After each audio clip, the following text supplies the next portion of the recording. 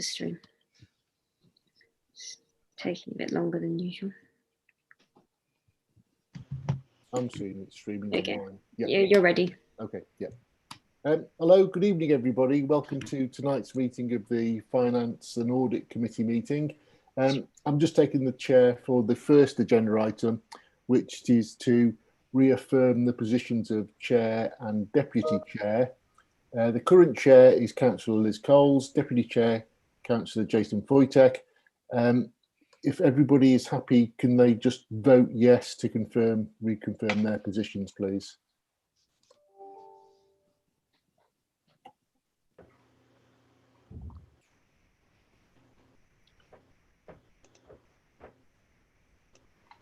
Thank you, everybody. That's unanimous. In which case, I'll hand over to Councillor Coles for the rest of the agenda. Right, thank you, Mr. Mayor. Okay, the second item on the agenda is, to accept any apologies for absence, but I don't believe. You need to reconfirm the deputy chair. I did them both at the same time. Okay.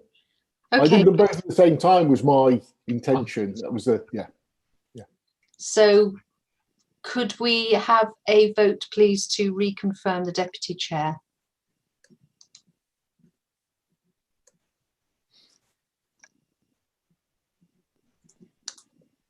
Okay, thank you. That's interesting. Unanimous. They're all sticking off, so that's confirmed. Okay, agenda item 2, to accept apologies for absence. Do we have any to consider? No. No. Okay, thank you. Item 3, declarations of interests on items on the agenda. Do we have any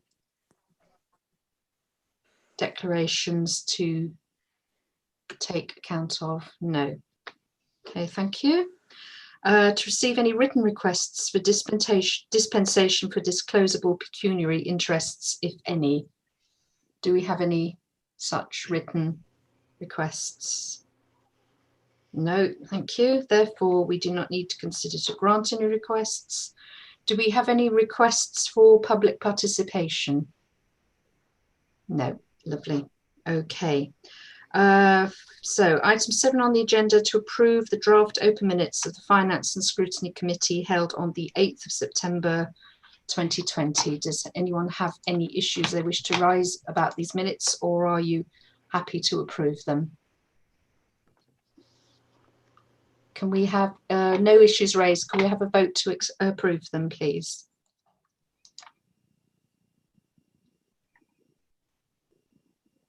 Okay, thank you. Lovely.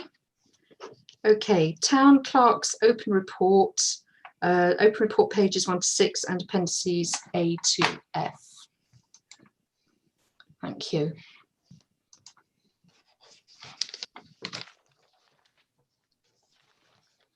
Okay, item 1, to receive an update on the external audit and annual return for the year 2019 to 20. Okay, thank you. As I put in my report, the return was submitted back in July, and up until a couple of weeks ago, we had had no further contact from the external auditors. They then raised a query at the start of this month, which has raised a few issues with some of the figures from last year. They were basically querying some items that needed to be reconciled. Members may recall last year the figures had to be altered after the external auditors determined that they wanted the long-term investments to be reported in a different way. And I was subsequently advised of how the figures should be amended to reflect that in the annual return. This year it appears that somebody else has performed the annual return, and they've uncovered the fact that a couple of other figures should have been changed, but I wasn't informed about. So anyway, long story short, we've now got to the bottom of it. There is no impact on the net figures that are on the return, but a number of items do need to be changed. I have confirmation from the external auditors that the changes that I've checked with them are acceptable to them. So I need the clerk and the mayor to initial and date those, which I will do on Thursday, and return the amended annual return to the external auditors on Friday.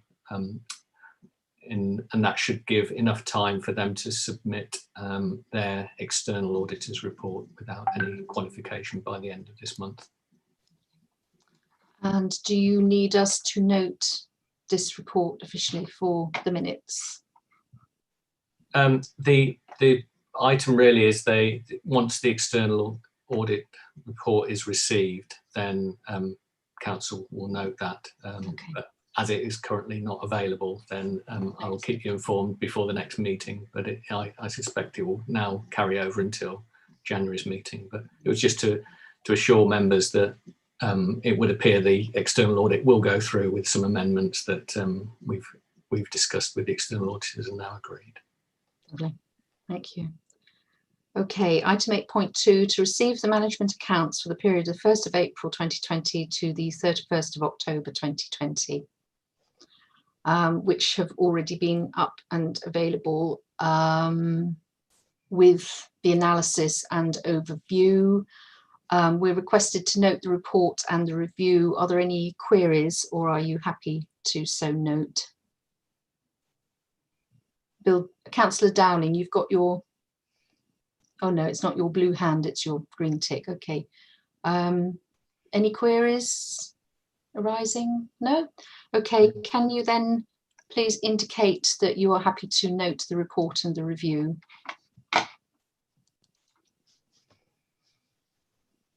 Lovely, thank you very much. Okay, 8.3, to review the latest draft budget for the year 2021 to 22, to review financial implications and recommend any amendments that fall within our remit. Deputy Town Clerk, I think you had some comments. Thank you, Chair. Yeah, as I put in my report, at this point in the budget process, we are still some way from agreeing the final draft for next year. As a result of the new committee structure, the standing committees need to determine their budget requirements and also their requirement for a designated reserve, which is a new responsibility as a result of the introduction of the new terms of reference. Both the standing committees at their meetings leading up to this one have actually deferred decisions on their budget requirements. So this review is essentially to just advise you that the latest position, based on a mixture of taking figures from actuals from previous years, actuals from the current year, previous year's budget, is very much still open for negotiation and adjustments. The key things to note really are that in the total deficit as things stand, sorry, apologies, it's over £250,000, I think. Let me just get the document up.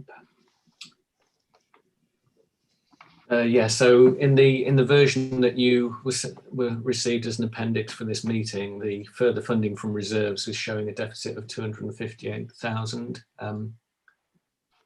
A part of this is as a result of some of the deficit expected this year is not going to happen now as a result of delays to some of the expenditure, for example, on the town hall maintenance.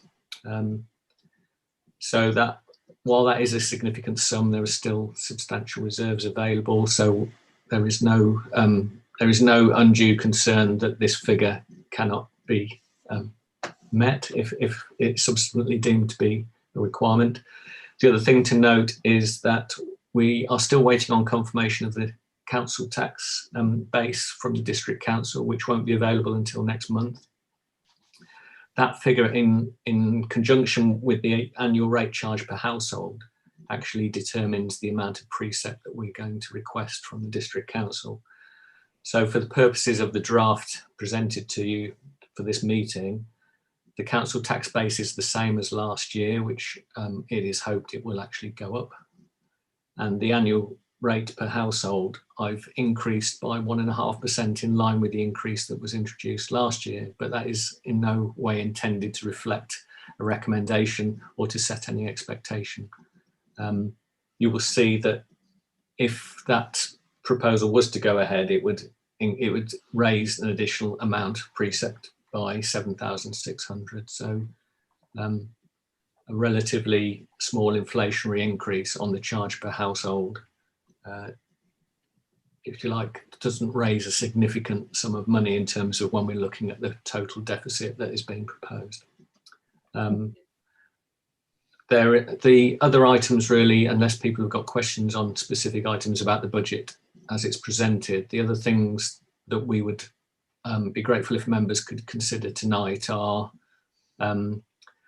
a request from a councillor to distribute the budget in Excel format, and it was really to get an indication of whether other councillors would welcome that option. Just to explain, the existing format in a PDF is essentially due to accessibility reasons. It's important that all documents published on the website are accessible, and a PDF format should be readable for most people regardless of what software they have installed on their computers. That said, there is no reason why an Excel format cannot be distributed around councillors within the town council if they feel that having access to the formulas and sums and things behind the scenes would actually help them maybe understand, or even give them the option of tweaking some of the things in there to see what the impact would be. The intention, if councillors would like that format, is very much that it is really just for their own reference, and that any further changes to the budget going forward would still need to be communicated to me to be applied to the master document, rather than having multiple versions of the form flying around. The other item for consideration tonight was a request for a 3-year budget plan, budget forecast, which I believe was raised and discussed at the last meeting. And again, it's really to get whether there's a consensus that that is something that is worthwhile spending time on, given, if you like, the uncertainties and the constraints that would have to be noted in putting that together, because essentially it is highly likely that any figures produced in a 3-year plan will very quickly become out of date and inaccurate.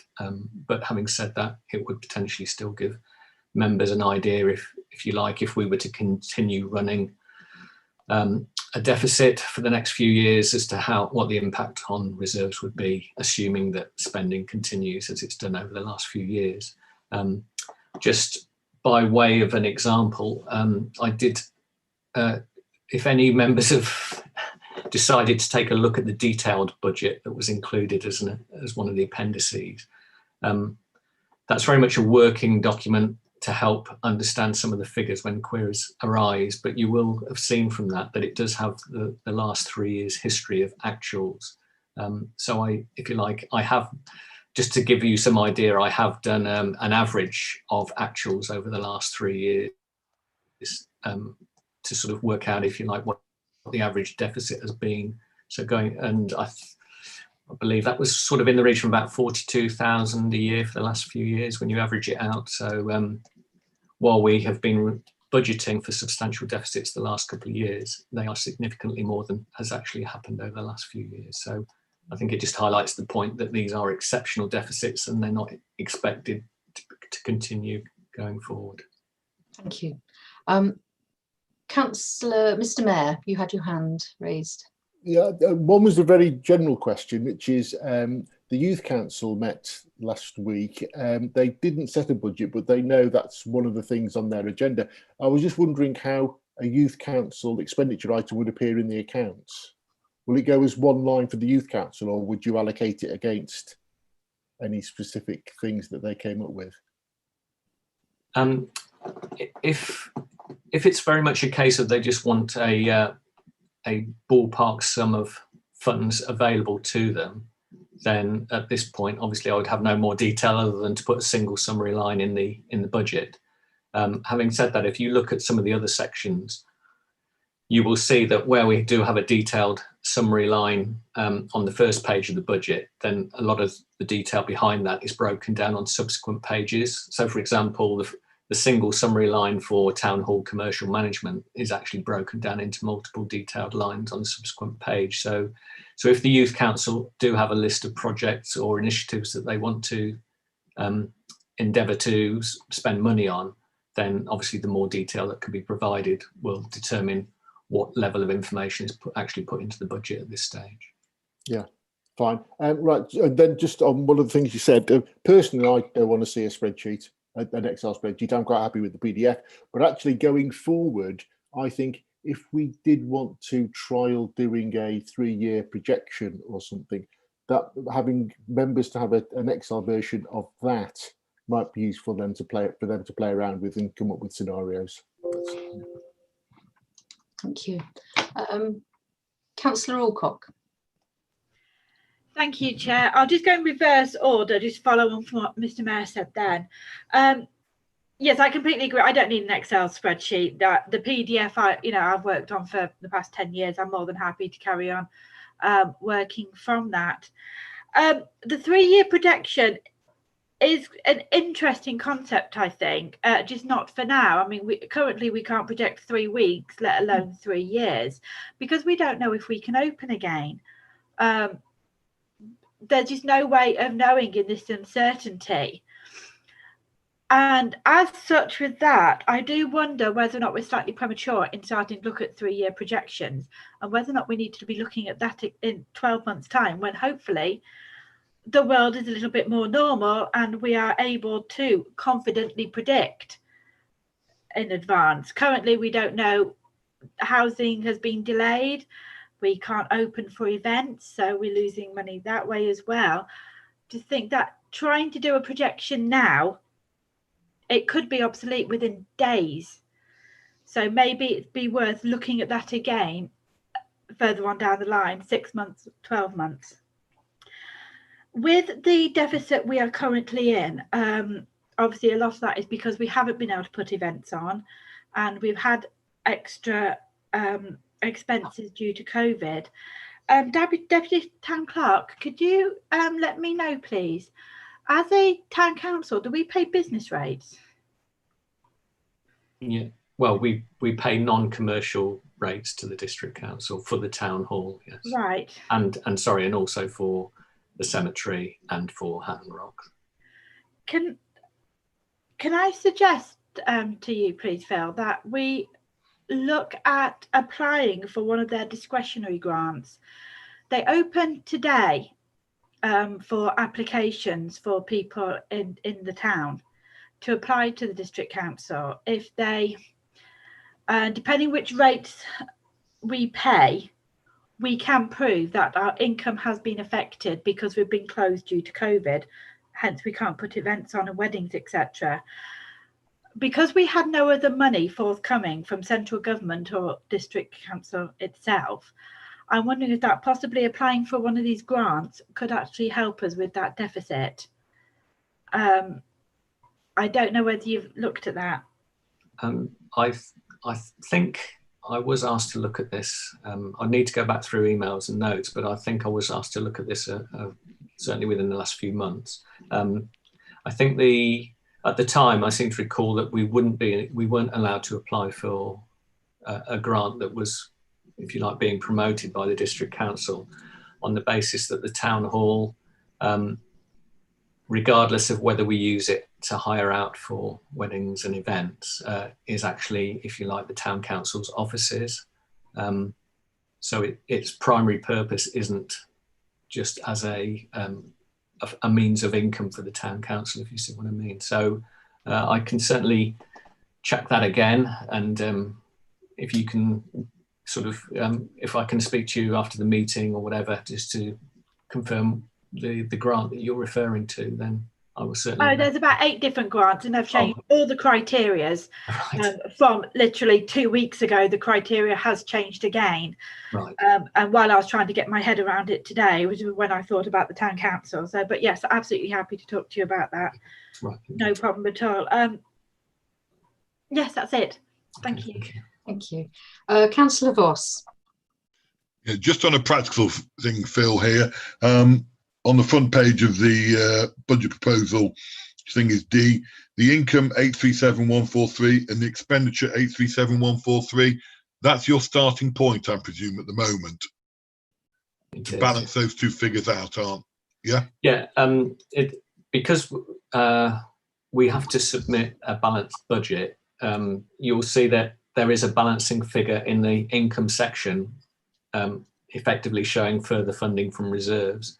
Now, in reality, that obviously isn't income. We are using money that we have retained from previous years. So hence a recent change to the management accounts that I made, as I say, a couple of months ago, I believe. So as I said, the reason it's still shown in the budget there is that we cannot, a local government enterprise cannot put forward a budget that is in deficit, if you see what I mean. Okay. But we can show that we have reserves available in order for that budget to be agreed and workable. Okay. Now, my second point is about the 3-year plan, which, frankly, I mean, it's always a good idea to do it, whether you believe it or not.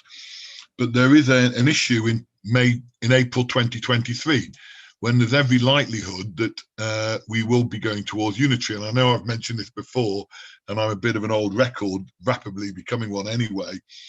But it definitely mean that anything we did for the year 2023, 2024 would likely be a waste of time. So if we are going to do one, I think if you wanted to project forward for the next 2 years, there's no harm in that being done. But we just don't know where. We're waiting for the white paper to come out, and even that won't give us too big a clue.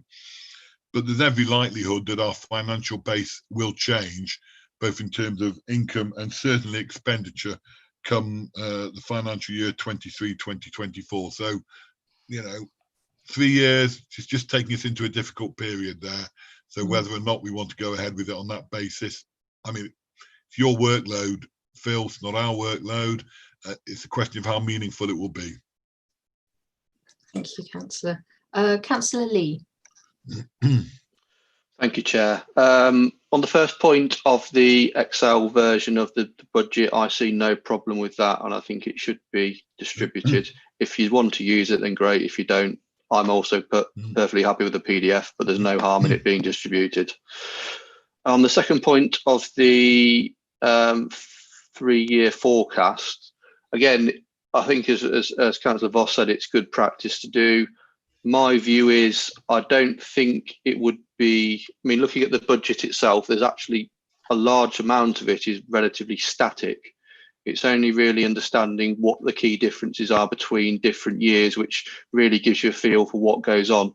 So I think if you took some assumptions really on the majority of the case of the budget that it would remain static, it's identifying where the changes are in the past. I mean, the big one for me at the minute between the past 3 years has been the operational and administrative expenses, which effectively relate to the town hall works, as I understand. So if we were able to do something perhaps on a high level view, identifying what are effectively relatively static costs, what are the things which are, I would say, I'll use the word extraordinary, as to basically describe things which we're not expecting to have to budget for in what is a standard year. And I think it would be useful to give councillors an idea of what is relatively static, what is almost been the discretionary spend, the stuff which is not expected on a normal year. And I think on that basis, as long as you make some assumptions on a base going forwards, I think it was perfectly feasible to do, and I would certainly support it.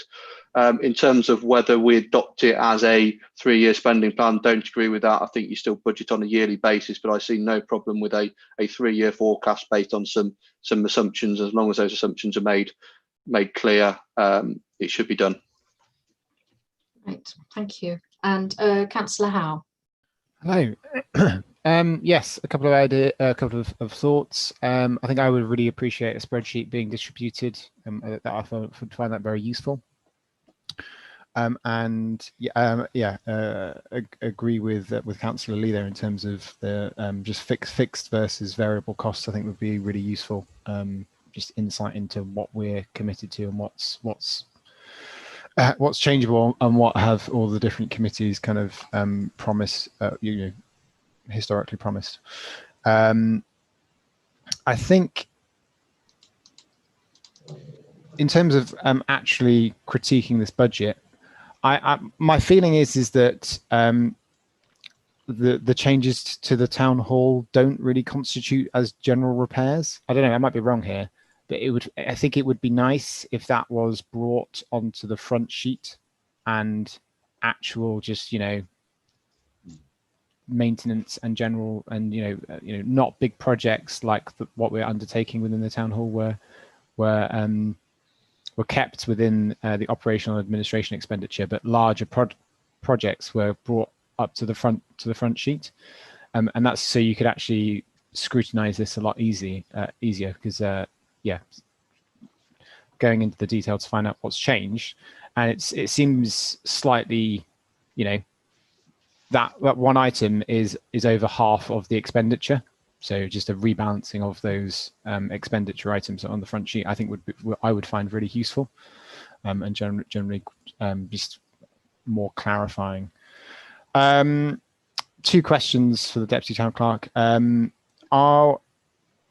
Will we have a version of this budget where each of these lines will be assigned to a specific committee? I think that would be really, really good to see. And then I think possibly the spreadsheet version of that is really beneficial, because then you can quite easily filter it by committee. And so to provide a view for community services, you just need to add a filter to that spreadsheet, and you could see all of their items. It would sum up their budgeted expenditure, for example. And second question, what is I couldn't find it anywhere in the appendices. What's the budgeted reserve figure in 2022? Okay, in answer to your first question, the allocation of the various lines to committees has already been done. And that was done in order to allow the standing committees that had their meetings over the last month to have their own version of the budget. So actually, if you had access to the Excel spreadsheet, you'll see that they effectively have been done as linked sheets to the overall master budget.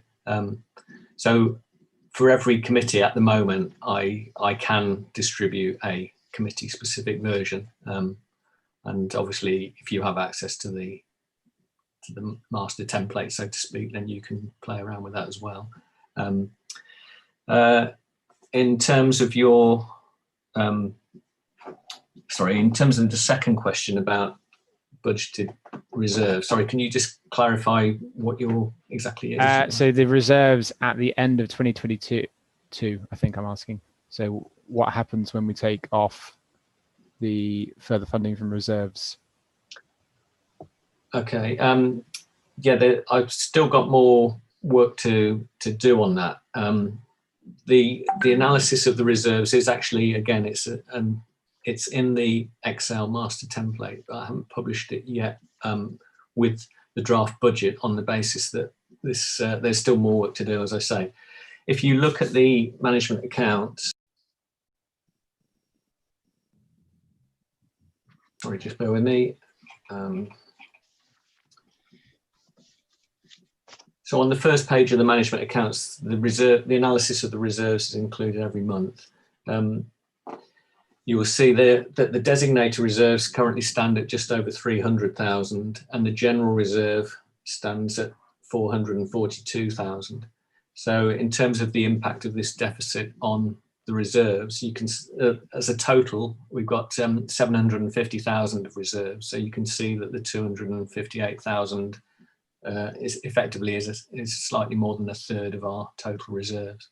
The way that will be analysed down is when I have a clear indication of the split between, for example, the town hall maintenance. That will impact on the building maintenance reserve that currently stands at 136,000. So potentially that could actually be wiped out this year. Having said that, because of the delays to some of the expenditure, I think there still will be some money left in there going forward. The rest of the deficit at this stage, I would expect most of it to come out of the general reserve. So, but that would still mean that the general reserve would lie within the parameters of the reserves policy. In other words, that it needs to be at least 50% of the annual precept. So again, the budget as it's presented, I believe adheres to, if you like, all the rules in place, which is why, as I said, I've got no concerns if this proves to be the case this year. The concerns really are just going forward in terms of how we start replenishing some of the reserves. Okay. Okay, do we have any more questions regarding the latest draft budget? I believe you're now just waiting for January for us to review the requests coming up from the committees for their final numbers for next year's budget. I think it's a case that over the next couple of months, really till the end of the year, the things that I need to be informed of, obviously, are if there are any further requirements from any of the other committees or groups. For example, there has been a request for a further £10,000 for climate change initiatives to be added into into next year's budget. So that's already gone into the fourth draft. If the Youth Council would like some funds available for them to undertake some initiatives, then at the moment, again, that isn't in place, but I have a note to add that before the budget is concluded. The other key aspects in terms of actually determining a base level precept, as I said, are when the District Council confirms the tax base to me. So again, I won't know that until December. The slight change in the timescales this year are really, if you like, at this point, we would normally have had a clearer steer from the standing committees as to whether they have any specific requirements for next year. So I propose that, if you like, changes or requests for change need to be fed through by email and things over the next few months. If it becomes necessary to have if those requests start to cause an issue, then I think we would potentially call an additional meeting maybe in December, because really by January the meeting should be to review and agree what's there, rather than, if you like, start finding problems, because it's getting a bit late in the day at that point. The other thing, just for members to be aware, is this requirement for a designated reserve for each standing committee. I believe there's been some sort of, well, not necessarily confusion, but there's a slight hesitation really in committees sort of coming forward with what their proposal for what those levels should be. So the two things to bear in mind with that are, I believe that whatever the designated reserves are set up, then that money will, at the moment, have to be transferred from the general reserve. So bear in mind that if the standing committee has put forward proposals for, if you like, a significant amount of designated reserves for projects, then that potentially would cause the general reserve to get close to the lower level of the limits that it needs to be maintained at. The other recommendation is that, in the absence of any other requirement for setting a designated reserve, I've advised that it is conceivable that potential budget surpluses from this year's budget could be carried forward as a default designated reserve going forward. So, for example, if we've had a budget to do some, for example, yes, the budget to do some work on the town hall maintenance, the fact that we've been unable to do that because of lockdown and restrictions doesn't stop the need for that money to be spent going forward. So it would make sense that the additional money that wasn't spent in this year's budget on town hall maintenance is carried forward in some way as part of a ring-fenced reserve to ensure that the funds are available going forward. Thank you. Councillor Alcock. Thank you, Chair. It's very difficult. Well, I found it very difficult after having 10 years of working on this budget and making it as tight and as accurate as we possibly could, for civic heritage and events to come in and then go, well, we might be having an event next year, that we might be getting back to normal with putting on our civic events that we usually do. So we might be needing to budget for that. But it's something that we've never ever done, because we've only ever budgeted and worked on events, and Councillor Dowling will agree with me that we have always been so strict on our budgets and keeping them as tight and as accurate as possible. we feel almost like up in the air at the moment.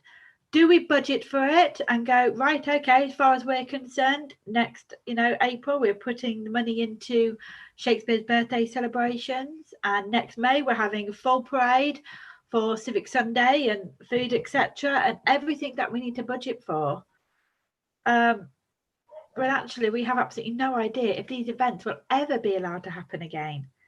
I think it would be sensible to budget for it and not have them happen than not make allowance for it to happen and have to scrabble around. I mean, who knows, but I think it's better to have made provision and started thinking about it and having it cancelled than not make provision and then have to sort of do it on the hoof, on the fly later on. But that's my personal view. Councillor Howe. Yeah, I guess my point is that if we have to readjust the general reserve policy down again because we've got so many designated reserves, and I think that's a good thing ultimately, because I guess we're saying currently within the giant pot of the general reserve, we've got plans and purposes for that money, but now we're actually just subdividing it down, and then the general reserve does actually become a rainy day fund, as opposed to we've got lots of plans how we're going to spend this money. And so I would have no issues readjusting that policy if there wasn't a change to the total number. That makes sense. Yeah. I guess that might need actually putting somehow into the policy to say that we, maybe we should change the wording to say it's the general reserve plus these other reserves. I don't know. Thank you. Councillor Dowling. No? Oh, sorry. And Mr. Mayor.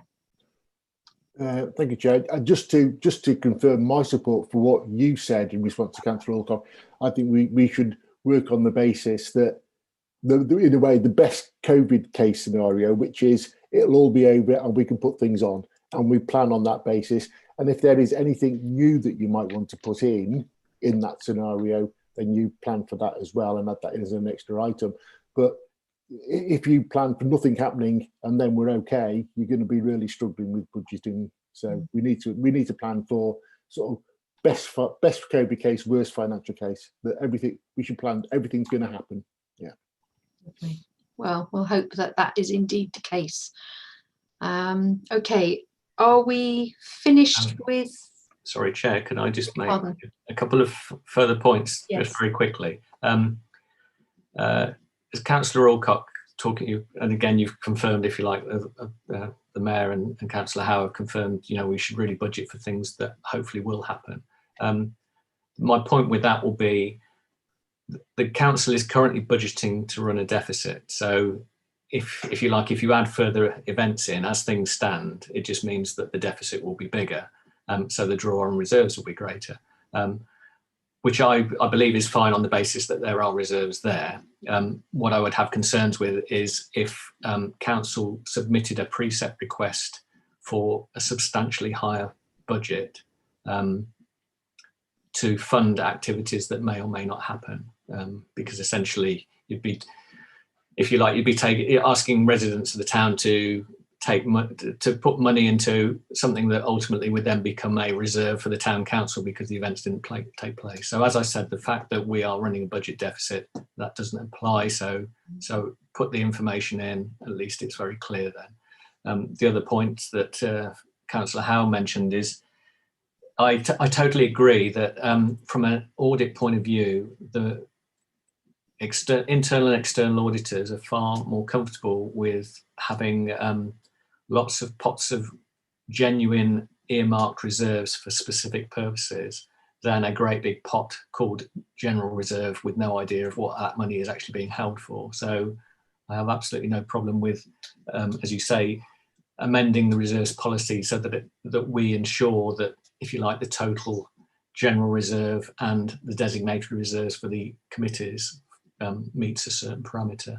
But the guidance certainly states that providing councils can show a legitimate reason for holding designated reserves or earmarked reserves, that is preferable to having a very large sum of money sitting in a general reserve pot for if you like, rainy day purposes. Thank you. Councillor Dowling. Thank you, Chair. I'm just a little bit worried about. We spent a long time, the last 20 years, building up these, as you call, general reserves. But at the moment, these are going down and down and down. And what it seems to me, we're proposing that all the spending committees are now going to spend these reserves, rather than, and as Phil says, the rainy day policy has always worked perfectly well in the past, Phil. And my second point, Chair, would be that what Vicky said, I think is absolutely right. We've got to be optimistic, as the Mayor said, and we've got to budget for the events and things that we would hold in a normal year, apart from probably January and February, because I believe there's going to be another lockdown, but that's just my opinion. Because the Shakespeare's birthday celebration, the MOP, the Remembrance Day parades, and all the other things that we do in a normal year, the Christmas light switch on, have all got to be planned for 2021 as per normal, with optimism, not pessimism, that this might not happen. So I think that those have all got to be put into the budget. And I also don't believe that we're in a position to be able to ask the people for any more money onto the precept, so we'll have to find a way of finding that money ourselves. Thank you. Yeah. No, I think I'd agree with you. I think it is our job to be mindful of the reserves, but also what our tasks are to arrange these things, and hopefully we can take the view that we can take an optimistic view and hope that, having planned them, a good proportion of them will happen over the year. And also keeping up with the planning will put us in good stead for these events when they happen in subsequent years as well, rather than leaving it and not keeping up with the needs and requirements and our plans to do them. Thank you.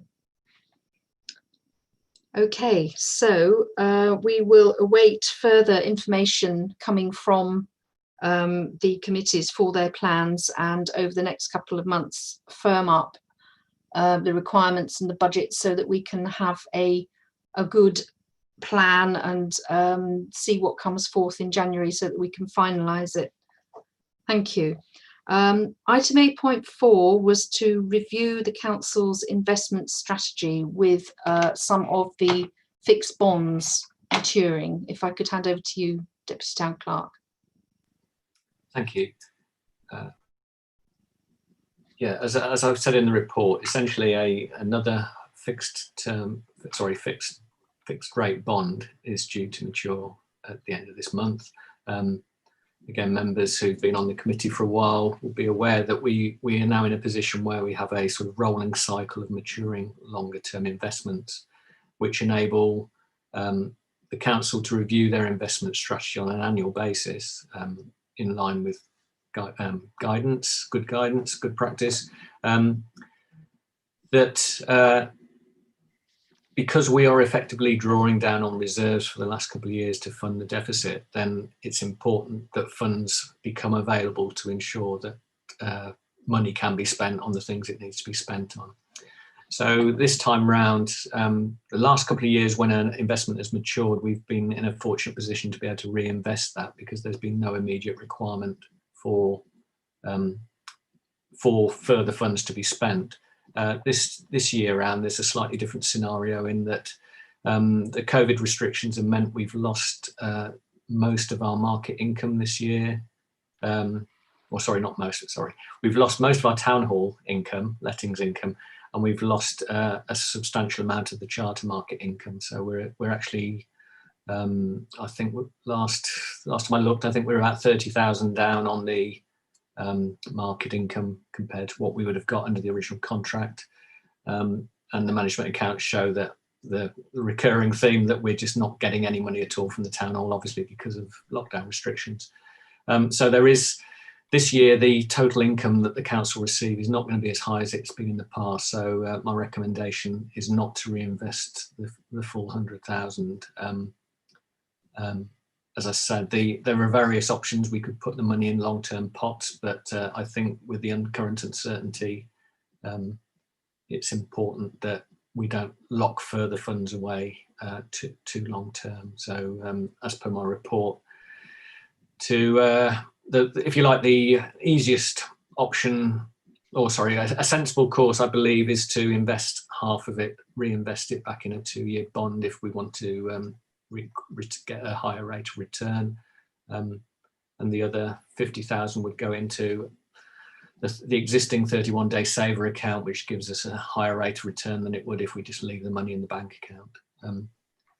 If you like, an easier option is just to transfer it all over into the 31-day savings account, because then we only need to give a month's notice to get any of the money, depending on what happens going forward. But obviously, the more we put into the higher rate interest accounts, the more we will get in return. So it's really just for members to confirm which approach they're happy with, really, or if they have any concerns about the investment strategy going forward. Thank you. I do apologise. I've got a list of names, but I didn't write down the order of who clicked when. So if you don't mind, Councillor Dowling, I'll take your first. Yeah, I haven't quite worked out the question. Yeah, I think. Okay, I'll move on and come back to you. Councillor Voss. Well, I've got a series of questions. The relationship between investments and reserves, if you could just explain that. And we're not far short of £1 million now. And is there a limit for investments before some auditor somewhere gets a bit frisky that we've got too much money in investments? I don't know, just asking that question. So the relationship between investments and reserves, and also, and a third question is, presumably, and you may well be a wizard at this, Phil, I'm not sure, you're taking advice from somebody who other local authorities have complete confidence in, and they are dealing in all these huge amounts of money beyond our wildest dreams and giving us extremely good advice in which we have great confidence in. And finally, is there an overall consideration that for a short period of time, a year, 2 years, we should be extremely cautious until we see where the markets are going, and they will take 2 to 3 years to stabilize, and therefore any strategy we do adopt should be very much on the basis of not losing out in any high risk investment, even if it means that we are taking a substantially lower interest on any investments. So there's 4 or 5 questions thrown at you there, Phil, so I do apologize, but that's what I've been mulling over.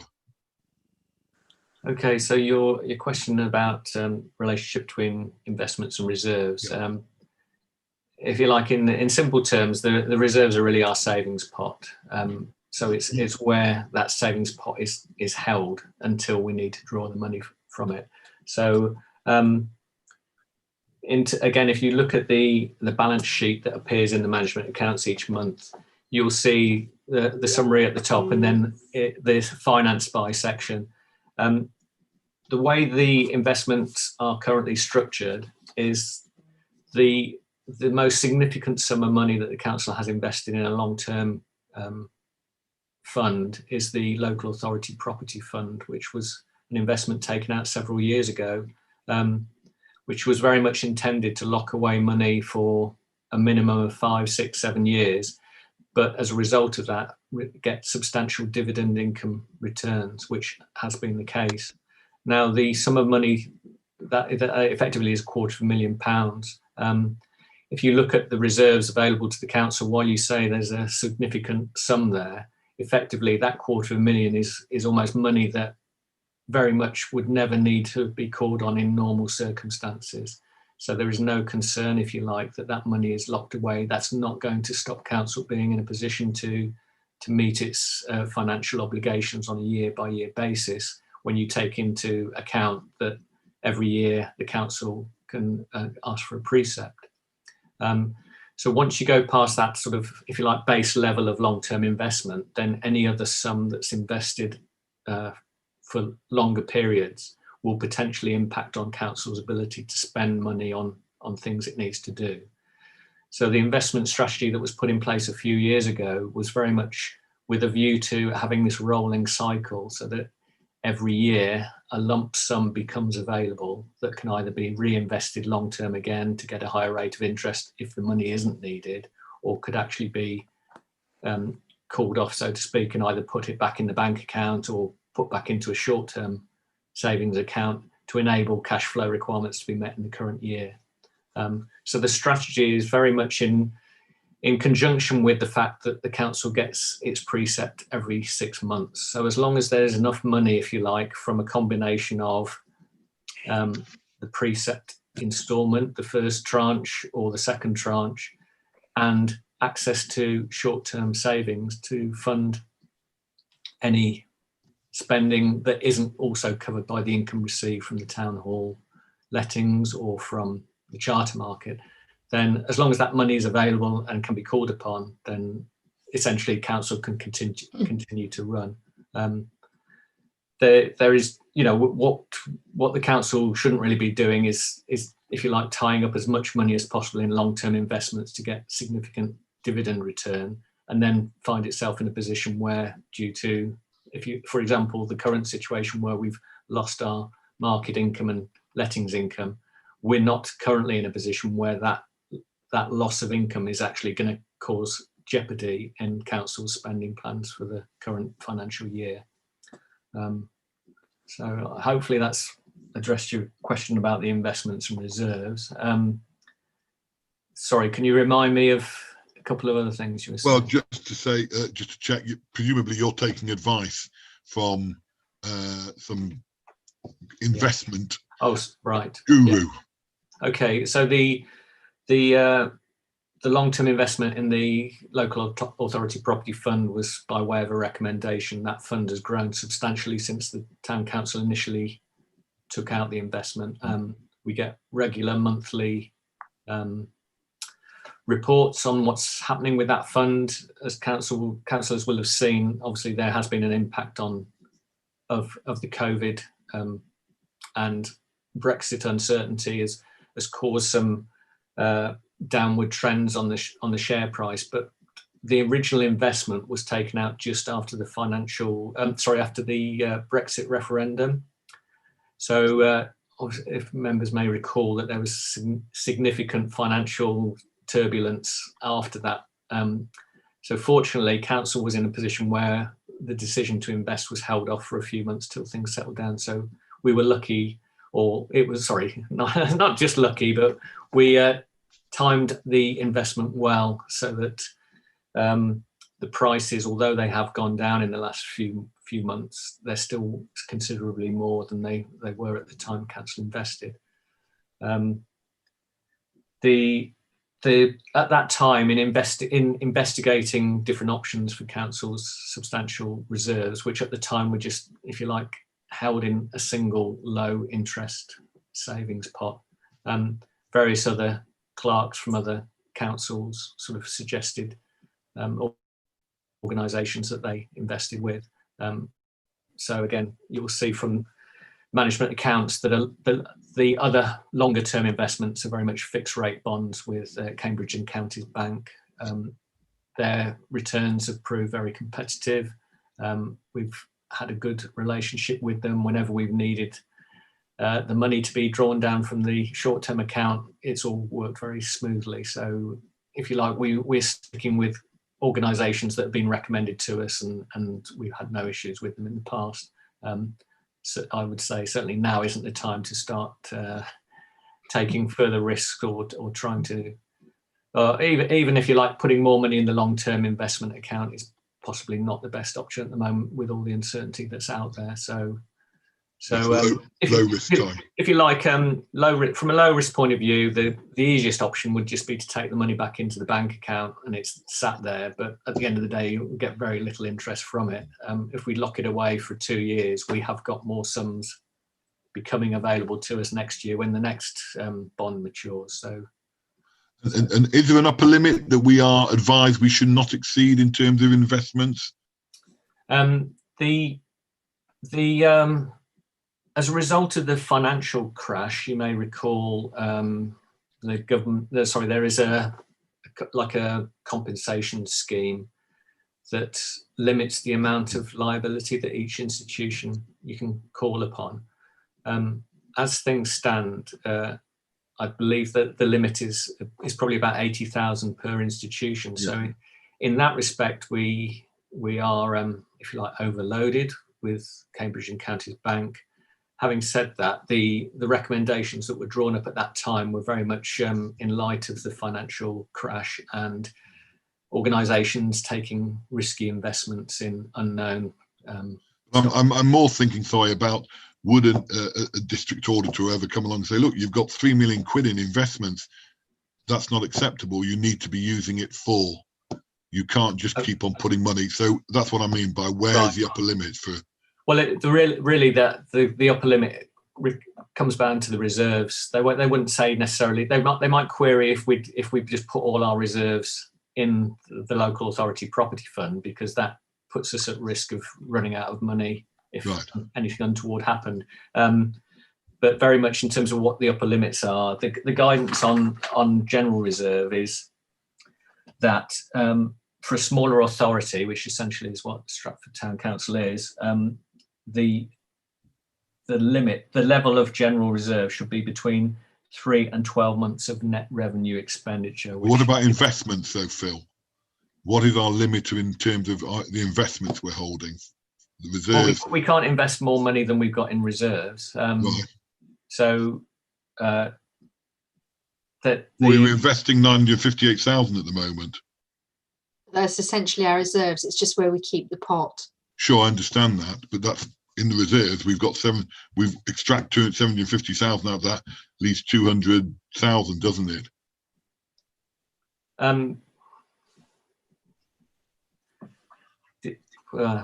Basically, all the money available to the town council is held in different pots, if you like, either in the bank account, short-term investments, or long-term investments. The way the way accounts works is the figures will never match, because the financial statements are produced annually at a point in time, several months after that point of time has been and gone. So the reserves are established at the 31st of March, which would reflect, if you like, the amount of money that the council had available to it at that time. Now, in reality, by the time the accounts are determined, more money will have been spent and more income will have been received. So it's always a moving feast, if you like. But essentially, as you say, you can see from the balance sheet that the finance by section gives you the breakdown of and then the investment and reserves on that first page of management accounts. It essentially tries to show where that money is being held at any one time. So the investments will, if you like, always be more than the reserves that are showing, because the investments and savings will include any receipt of income that we've received in April after the accounts were being prepared. Okay, Councillor Alcott. Thank you. Phil, because we've had our investment there for quite a few years now, would there be any sort of penalty, or would we be, if we withdrew all our money now but then look to reinvest it in 6 months' time, do we run the risk of being offered a lesser interest rate on that? So I'm trying to figure out, is it worthwhile, just taking out maybe half, like suggested, to ensure that we can still keep an account open with the interest rate we have, or is it a case of once you take it out, that's it, no more opportunity of a great business rate? As regards to the fixed rate bond that's maturing, then if we don't reinvest the money at the end of this month, it could sit in the bank account for 3 months, and then we could decide to reinvest it at that time once things have settled down. In terms of the long-term investment in the property fund, the difference with that was that there were significant management charges in establishing the initial investment in that fund. So it's very much, my recommendation wouldn't be to start drawing down money from that particular fund, because it needs to have been in place for 5 or 6 years to have built back up to a level that covers the cost of setting the fund up in the first place. The big advantage with that investment was that the dividend income that we've received over the last 3 or 4 years is substantially more than any interest that we would have received from, if you like, putting it in just in a fixed rate bond or a savings account. So the strategy decision, I think, this year is really just focusing on this 100,000, whether we just take it back and keep it in the bank until things settle down, or whether we, as I suggest, perhaps put half of it back in onto a 2-year bond, because in a year's time we will still have further funds becoming available to us if we establish that, if, for example, we need to fund another project or pay for an event next year. So the recommendation in the report is very much based on not putting us in a position where we would run out of money in the next 6 months before we, if we were to reinvest, we're not going to be in a position where we won't have enough money available to finance the things that we need to do. Thank you. Mr. Mayor. Yeah, just a point of clarification, please, Phil. If we reinvested the full 100,000 back into a 2-year bond, do we have any access rights to that money in that 2-year period? Right. Yeah. The answer is no, we wouldn't. The difference between this again, it's sort of one of the sort of discussions we had the external auditors. There is difference in the practicalities of the long-term investments. The local authority property fund is intended to be a long-term investment because if a decision is made to withdraw the funds sooner rather than later, effectively money can be lost on the investment because of the initial setup charges of investing in the fund. But that's not to say that if tomorrow council required me to get £250,000 fairly promptly, we would actually be able to get that money with a month's notice from that fund. The difference with the fixed rate property bonds is once you put that money in those bonds, you have no access to them until the bond matures. So if we invested it at the end of this month and then in 2 months' time decided we actually needed that money, there is no access, not even suffering a penalty clause. That just doesn't apply. That money is locked away for 2 years. Yeah, okay, that's fine. Yeah, month's notice for the property fund, but no access. Right, okay. Yeah, thanks, Phil. But we have rolling fixed term ones. So a fixed term one comes up all the time. So we have access not to that one, but the next one that comes up. Yeah. Okay, thank you. Councillor Lee, please. Thank you, Chair. Yeah, thanks for the debate. I think for me, I'm reaching a conclusion that I'd personally be happy to go with what Deputy Chair's recommending, in that we put 50,000 into a fixed bond and retain the rest, which is just over 50,000 in the 31-day account. I do note from the report from the Deputy Clerk that we've got this debate to go next year, but it's a bigger one because we've got about over £200,000 maturing. So I mean, I think it'd be useful to perhaps write down the strategy perhaps for next year, but I think for this year I certainly personally will be going for the recommendation from the Deputy Clerk and would be happy to make a proposal on that basis. Lovely, thank you. I just had one more comment and then we can raise it for a vote. Councillor Alcock? No, it's all right, nobody hand.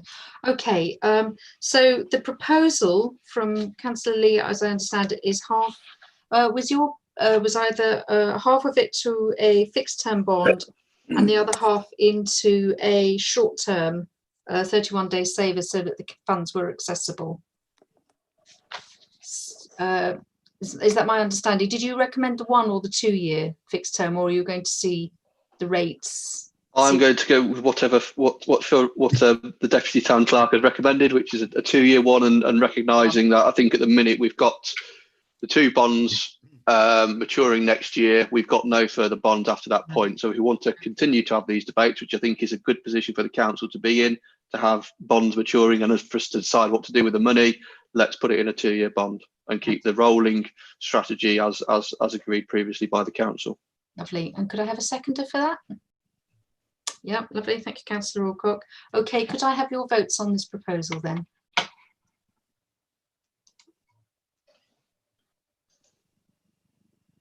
Lovely, and that's unanimous. Thank you very much.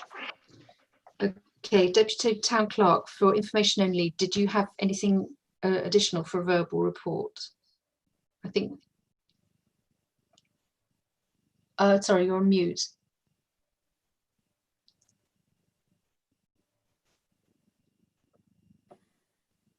Sorry. Okay. I was going to comment on the application for SIL funding, but that is an item that's coming to council later on. So Right. May recall that was an item that came up at the last finance meeting, but as I say, councillors will be updated by the town clerk at the meeting next week. Just one other thing was really that I have alluded to was just an update. The local authority property fund. There was, as I say, we get a monthly update from that fund. There was at the start of the lockdown period, because of the turbulence in the markets, there was a restriction on being able to trade in that fund, effectively to ensure that you didn't have a situation where too many local authorities were trying to get their money out of the fund, and that in turn causing an impact on the fund's viability. So that restriction was lifted some time ago, and the updates, although the fund value has, in terms of its price, has declined over the last few months, the level of return that we've been getting from that is still approximately 70 or 80% of what was previously forecast. So the fund has done well to weather the storm. The good news on that, from an update I was attended a while ago on a webinar, was that a lot of the money in a lot of the investment, the sort of properties that it is invested in, aren't necessarily some of the properties where the coronavirus pandemic has had such a big impact. For example, in the retail sector, so a lot of the funds have been in solid, strong sectors that mean that the dividend return, the tenants are paying their rents, they're in a position to do that. So if you like, while nobody can predict going forward what's happening, it's all very positive, and there are no untoward signs on the fund as a whole. And as I said, the dividend income, although it is slightly reduced, is still substantially above where it might have been compared to, for example, when the financial crash happened previously. So Excellent. that was about it. Thank you. Thank you very much. Okay, we have reached item 10, which is the date, time and venue of the next meeting, which is currently set at Tuesday, the 12th of January, 6:30 at the Town Hall, if we're lucky, or 6 o'clock once again on a Zoom meeting. Thank you all for your company, and we can call the meeting to an end and see you at the next Zoom meeting.